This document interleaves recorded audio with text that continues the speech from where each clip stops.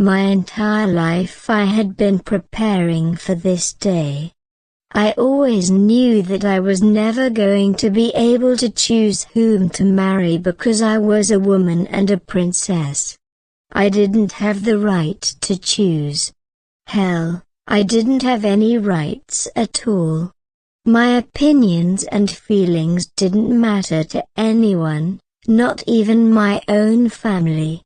In fact, my father viewed me as a tool to gain more power, to create an alliance with the kingdom of Dekresh, a very powerful kingdom, by marrying me off to one of their princes. For a prince and princess, the kingdom comes first, Father said. Your desire for something comes after. Yes, right. It could for a prince, but not for a princess. If a prince married for alliance and didn't like his wife, he could just marry another. Usually most of them had several wives and the mistresses, but for a princess the story was different. There's nothing she could do. She just had to please her husband and watch as he married other women when he gets bored with her. I felt my blood boil, but now was not the time to get angry. Leaving all the bad thoughts behind me, I studied myself in the mirror. My maids had spent hours preparing me, making me look more beautiful than I was. I was wearing a white and golden dress, and my brown hair was combed back beautifully with golden hairpins in the shapes of flowers and leaves. The makeup was perfect, the only problem was the jewelry. They were beautiful but heavy, now that I was wearing a lot of them. I was already feeling weak because of nervousness, or was it fear? I didn't know, but I was feeling sick. There was a knot in my stomach that refused to go away no matter how hard I tried to calm down. My lady, don't you like the dress? Lydia asked. Lydia and Ylva, my handmaids, have been taking care of me since I was a little girl. They were the only ones I could talk to. I would miss them once I left. No, I love it. It's beautiful. I tried to smile, but failed.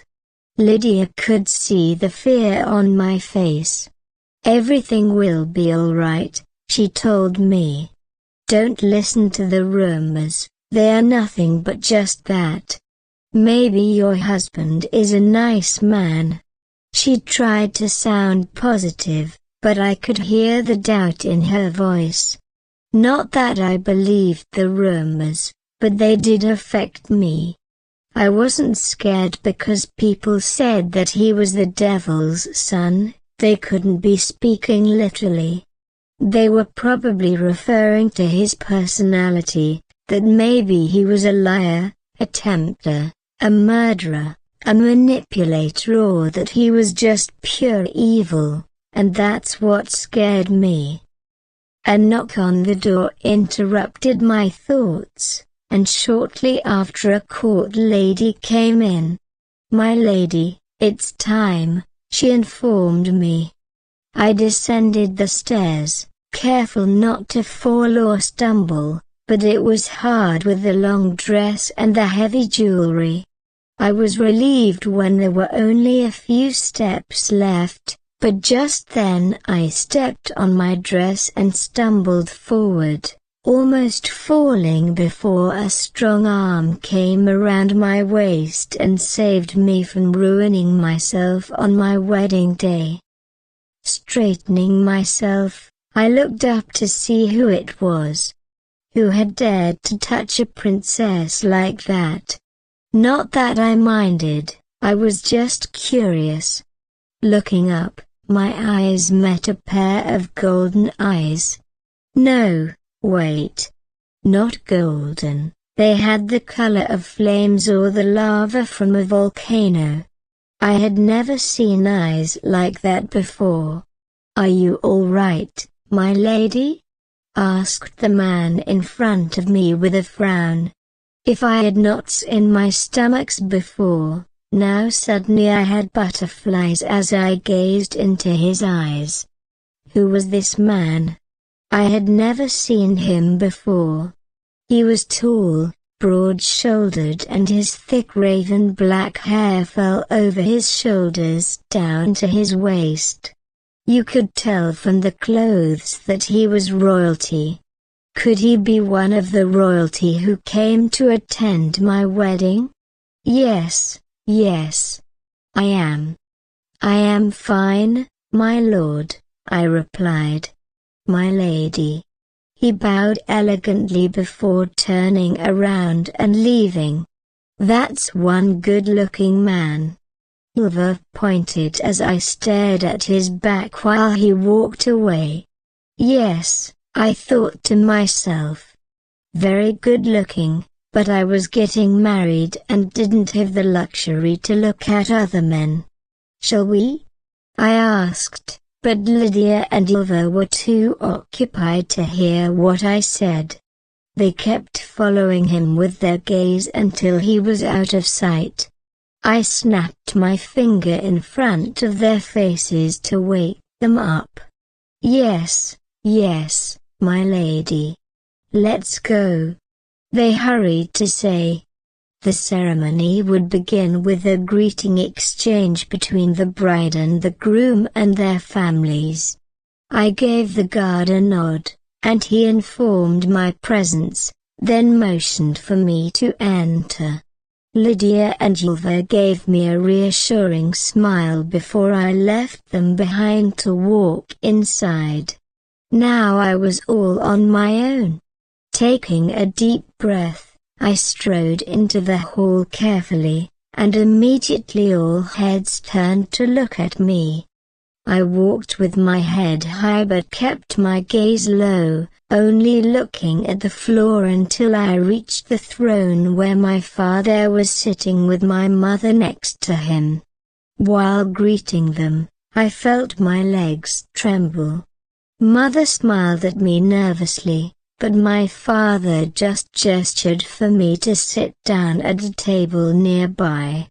He was unbothered by the fact that he was marrying me off to a prince rumored to be the devil's son.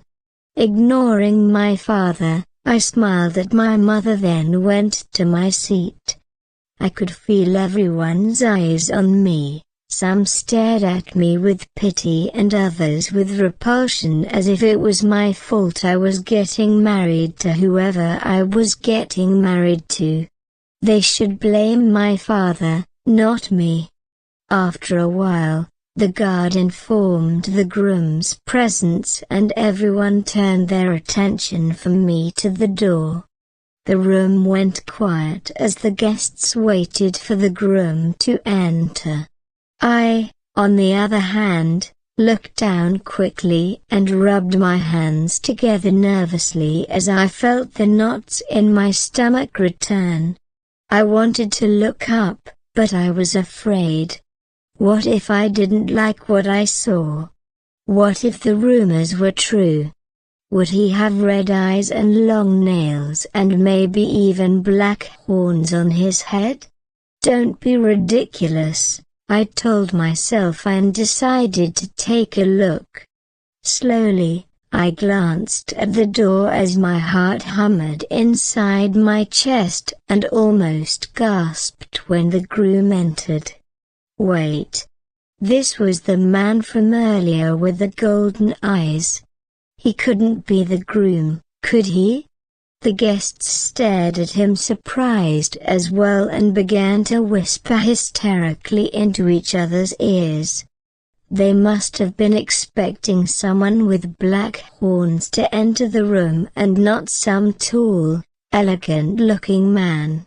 Not the least bit bothered by the whispers or stares, he walked gracefully toward my father, taking each step with confidence. "Your Majesty," he said, bowing slightly. I dropped my jaw. So did the guests. No one bowed slightly to the king.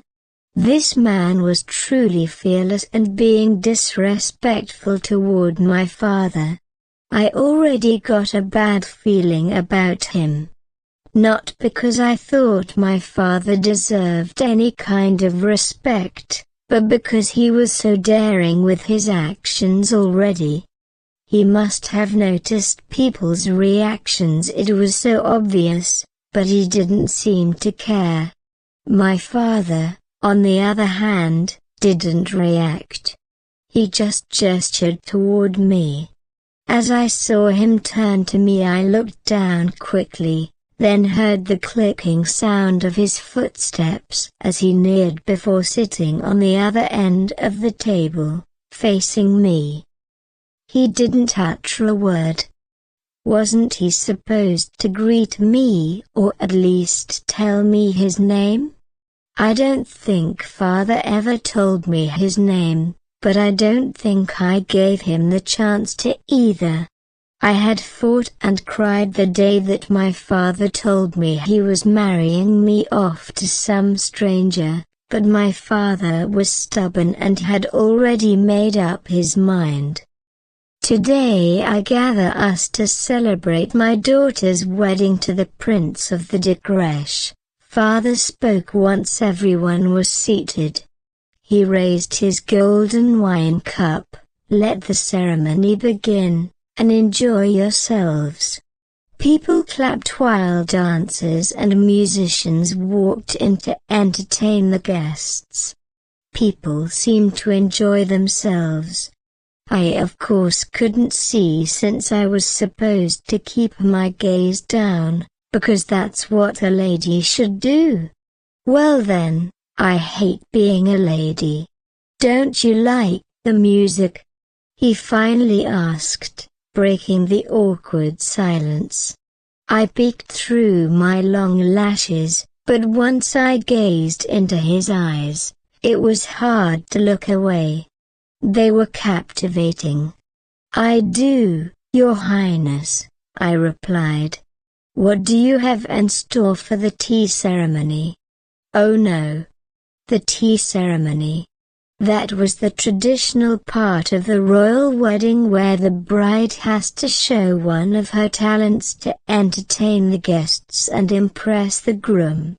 Hell with impressing. I didn't want to impress anyone, especially not this man. It is a surprise, Your Highness, I said, sending him a staged smile. Soon it was time for the tea ceremony. I was sitting in a chair in the middle of the room, everyone's attention directed at me. The guests would sit and enjoy their tea while I would have to entertain them. I took up my flute before lightly putting it on my lips and started playing. Soon my nervousness disappeared. I loved playing the flute and loved the sound of it. Closing my eyes, I let the sound take me far away, to a peaceful place. Now and then I would hear some people praising me through my haze, and they applauded when I was done. Opening my eyes, I found him staring directly at me. He wasn't applauding, but there was a hint of a smile on his face. Now it was time for the gift exchange. We exchanged our gifts, and then it was time for me to go to my new home. The knot in my stomach returned with such intensity that I felt like throwing up. Mother came up to me while father spoke to my husband. Husband? The word sounded strange in my head. She took my hands in hers. Everything will be fine, she said, just remember what I told you. Yes, I remembered very clearly our mother and daughter talk. To be a good wife, to listen to your husband, and to not make him angry.